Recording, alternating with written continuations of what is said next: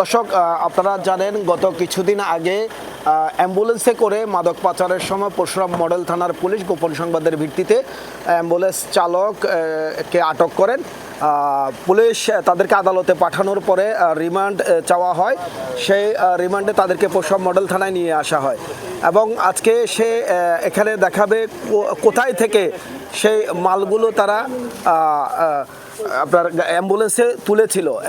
এর মধ্যে যখন এই অ্যাম্বুলেন্স চালক তিনি স্বীকার করেছেন প্রশাসনের কাছে যে এর আগেও তিনি কয়েকবার এই মাদক পাচার করেছিলেন অ্যাম্বুলেন্সে করে।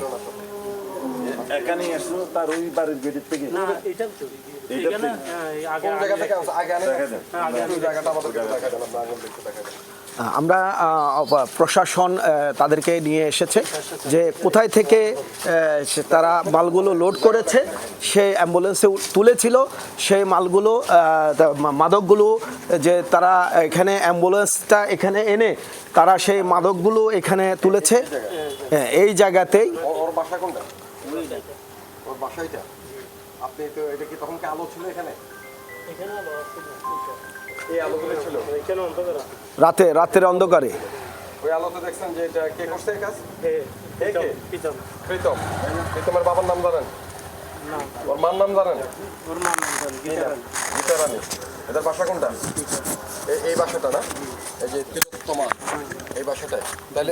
তাহলে সেই কি এখানে ছিল? সেই আপনার এই মালগুলো প্রথমে এনে এখানে রাখছিল অন্ধকারে? এখানে রাখছিল, এবার আমি গাড়ি লাগাবার পরে কি গাড়ি লাগাইছেন আপনি?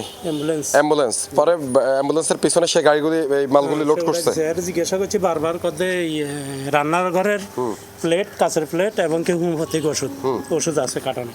আমি কে ভাই আমরা অবৈধ জিনিস কোনো কিছু দিয়েন না। নাকি আপনি কারো দ্বারা প্রভাবিত হয়ে বা অন্য কোনো চাপে পড়ে গেলে তার নাম ইয়ে করছেন, তার কি ফাঁসাচ্ছেন নাকি আপনি? না স্যার, হে নিজে উড়ে দিছে এবং হে আমার সাথে কথা বলছে। কে দেখছে এটা? কেউ দেখছে এটা? এ তো দেখছে, এ উড়াত দেয়। কি ভাই তুমি বলো তো, উনি কি সত্য কথা বলতেছে? এ উড়াইছে। আমি যখন আসছি স্যার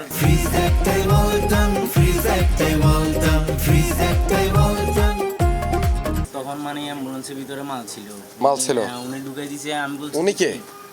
এই কালো বড় লোক একটা, এ বলছে প্রীতম। হেরে আমি পার্সোনাল ভাবে চিনি না। ও পার্সোনালি চেনো না? কোন জায়গা থেকে মালগুলি উঠাইছে? এখান থেকে। জি স্যার। ও ঠিক আছে। অ্যাম্বুলেন্স কি এতটুকু আনছিল না ওইখান থেকে ওই কার্টনগুলি ধরে নিয়ে গেছে? তাহলে উনি যেটা বলতেছে এটা সত্য? উনি যেটা বলতেছে কথাগুলি সত্য? সত্য কবে না, এটা সত্য হলে সত্য বলো, না হলে দরকার নাই, কাউরে তো ফাঁসানোর দরকার নাই। জি স্যার। সত্য? জি স্যার। আচ্ছা ঠিক আছে। আচ্ছা, যে মালগুলো উনি নিছে, মালগুলো কার বলছিলেন? এটা প্রীতম, গীতা রানীর ছেলে। গীতা রানীর ছেলে প্রীতম। হ্যাঁ। আপনি কি এর আগেও নিছেন? না। আপনি তো এর আগে প্রশাসনের কাছে স্বীকার গেছেন আরো 4-5 বার। না, হে অসুস্থ আছিল, হে একবার নিয়েছিলাম। হ্যাঁ। ঢাকাতে এই সময় অসুস্থ আছিল এবং কি উঠতে পারেন না। আপনি তো যখন অ্যারেস্ট হয়েছেন তখন তো আপনি প্রশাসনের কাছে স্বীকার গেছেন যে না, হে স্যারও জিজ্ঞেসছিল, স্যার আরও জিজ্ঞাসা করছিল ঢাকাতে আর আগে গেছিলেন নি? আগে তো স্যার একবার গেছিলাম, এ রেনি গেছে একবার, মানে এই সময় অসুস্থ আছিল স্যার। তখন এরকম মাল নেন নাই? না, এরকম মাল নেয় না। হাতে এই ছোট ছোট 2-1টা কার্টন ব্যক্তিগত কার্টন ছিল। হ্যাঁ, কার্টন ছিল বস্তার ভিতরে কার্টন দেখছি আমি। বস্তা ছিল, কার্টন ছিল। আচ্ছা ঠিক আছে। এমনি কিন্তু আগের মতো এবারের মতো কার্টন না, এমনি সাংসারিক কিছু। কিন্তু সেটা কি খুব সাবধানে নাড়াচাড়া করছে? না, সাবধানে করে না, উড়াইছে নিজে, উড়ে বসছে, অসুস্থ এই সময়। আচ্ছা ঠিক আছে, আসুন, ধন্যবাদ।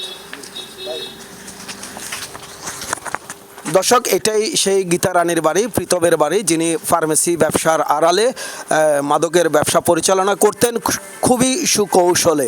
আর এই জায়গাটা থেকেই কিন্তু আপনার অ্যাম্বুলেন্সে সেই মাদকগুলো তোলা হয়েছিল।